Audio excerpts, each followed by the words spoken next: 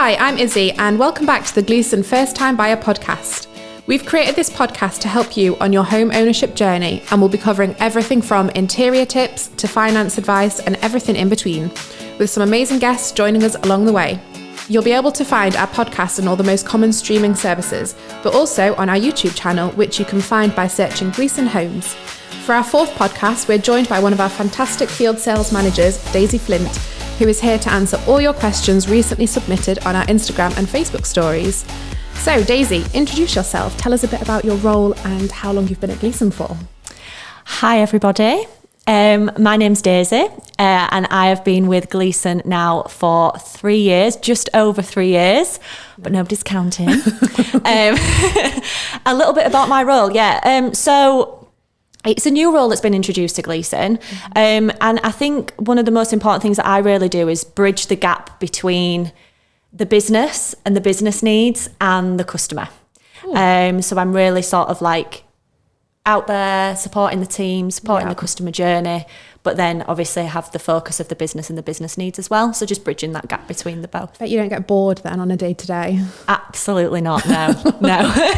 Every day is different. I'd say that it's just like that typically at Gleeson anyway. Every day is different. It's got so much to offer. Definitely. So no, it's great. Cool. Well, we recently submitted a question on our Instagram stories, and we've had lots of exciting questions. So let's get stuck into it. So At Home with Abby and also Haywood JE have asked you, what is the most important part of your role in your opinion? So the most important part of my role, I think really is just sort of what I've mentioned, is really being the bridge between the business and the sales team and the customer. It's really important that, you know, we are putting the customer first in everything that we do. But at the same time, we have to manage the business expectations. Definitely. So that's probably the most important part about what I do. Nice. So what does a typical day look like for you then? Okay, I'll do a typical week because I don't think we can get it all into one day. So being in a field sales manager, typically I do working from the office a certain length of time, and then I'll be out in the field with the team. I'm involved from everything to do with signage on development, you know, the setup of sales offices, briefing show homes, designs in, land appraisals, so going out, having a look at land, you know, the land that's coming through, where we're wanting to buy it. Does it suit the Gleeson brand, the product, things like that. Also as well, I get involved in coaching, so coaching the staff, the sales executive. So we do mystery shopping at Gleeson. So we get involved in sort of like learning them skills, coaching them to exactly what we need and how we want them to be. Sales and build meeting. So liaising with, you know, heads of construction, discussing each plot within our region, where it's at, what build stage it's at, discussing dates for when we're looking to complete on the properties. Competitor reports, so looking at our competitors within the area, seeing how they're selling, what incentives they've got. Do you ever sleep, or is it just like a 24? No, I do sleep.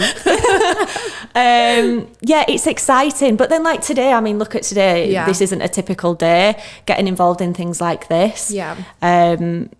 Discussing Gleeson, the company, everything that we've got going on, really. Working with the marketing team, so discussing on the developments, you know, that we're marketing the brand correctly. We're looking at the signage to make sure it's all correct. We're looking at community engagement as well. What can we do that can get Gleeson's name out there and support the local communities? We're real big advocates for that. So wherever there's that opportunity, we are always looking for that as well. So what developments do you look after then, or how many developments do you look after on a day-to-day or week-to-week basis? So at the moment, I have 2 developments which I am responsible for and manage. One's in Bradford and one's in Doncaster. It's really been something that I can get stuck into and make my own and sort of navigate this new role.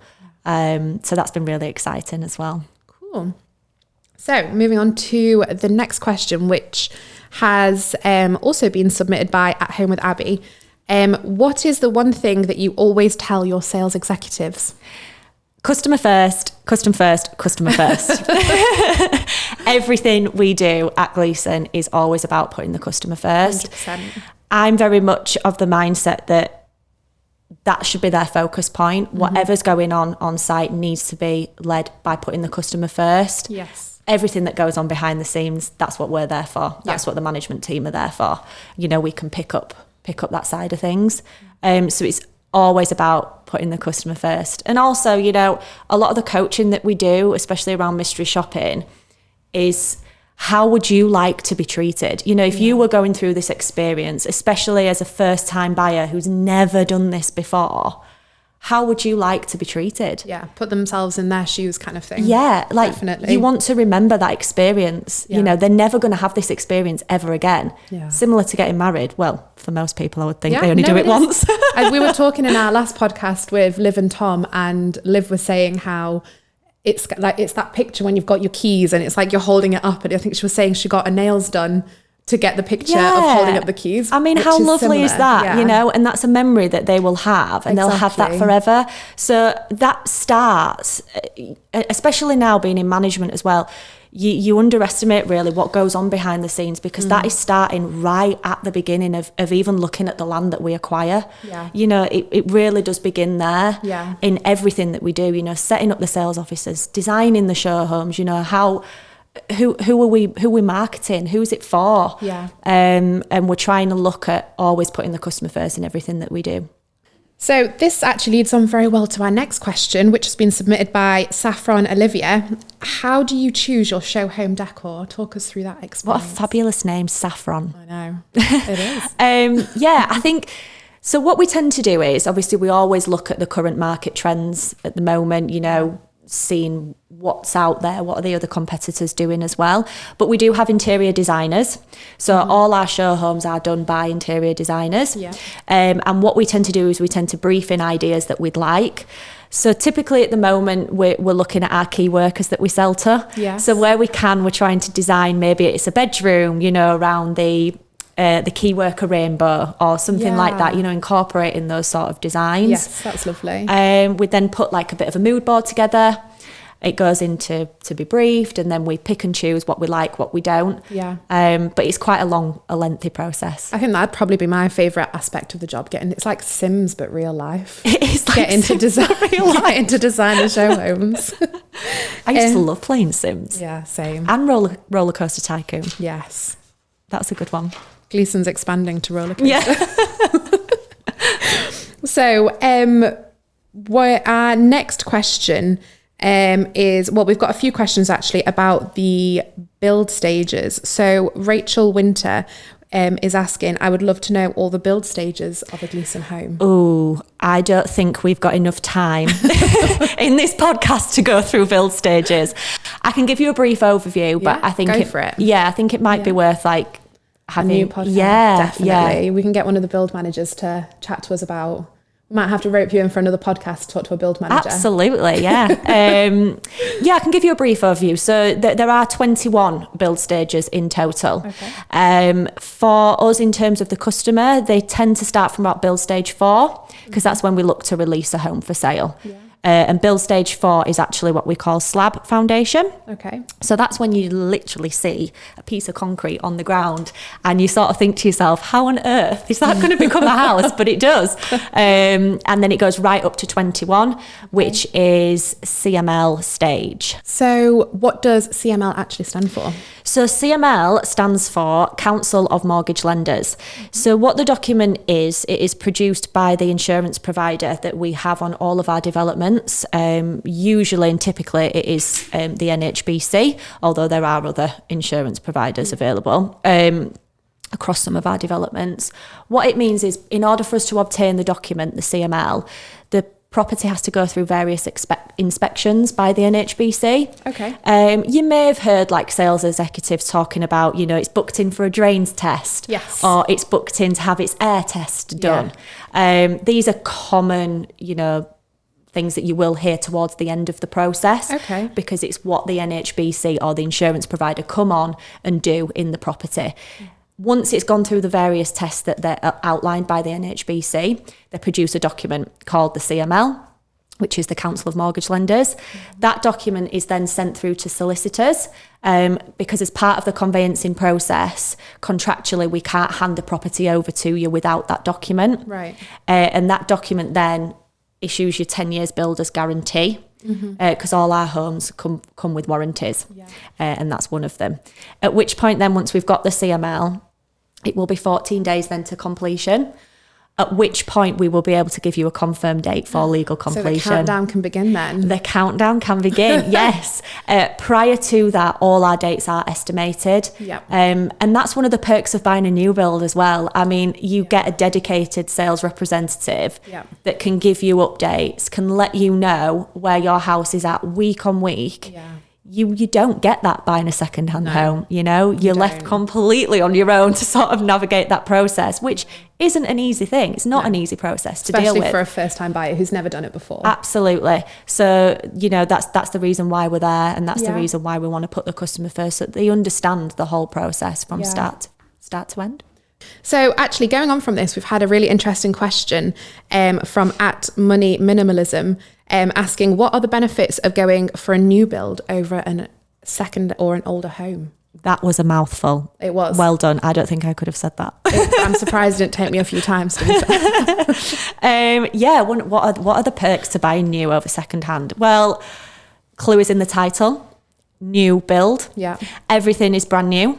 So you've got clean, fresh walls, you've got new appliances, you've also got your warranties. You know, it's with second-hand homes, you might have an older boiler that's been put in that might be due to be needing changing, or, you know, whereas everything within a new build is brand new. Yep. It's yours, ready to put your own stamp on it. Yeah.